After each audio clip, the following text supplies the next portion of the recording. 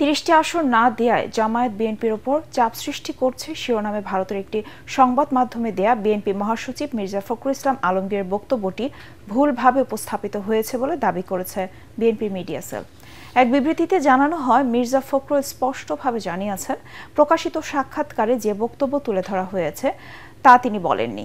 এদিকে এক বিবৃতিতে জামায়াতে ইসলামীর সেক্রেটারি জেনারেল মিয়া গোলাম পরোয়ার মির্জা ফখরুলের বক্তব্যের তীব্র নিন্দা এবং প্রতিবাদ জানিয়েছেন। জামায়াতে ৩০টি আসন চাওয়া নিয়ে যে তথ্য মির্জা ফখরুল পত্রিকাটিকে দিয়েছে তা অসত্য, অমর্যাদাকর ও প্রতিহিংসাপরায়ণ বলে মন্তব্য করেন গোলাম পরোয়ার।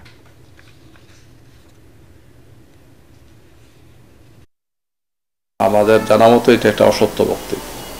এই ধরনের কোনো আলোচনা বিএনপির কারোর সাথেই হয় নাই, ওনার সাথে তো না, কারোর সাথে আমাদের হয়নি। সরকারের কাছে তো দাবি দিতে হয়, অন্তর্বর্তীকালীন সরকারের কাছে আমাদের এই দাবি যেন কাকে চাপে রাখা বা কাকে খুশি করার জন্য এটা আমরা করি নাই।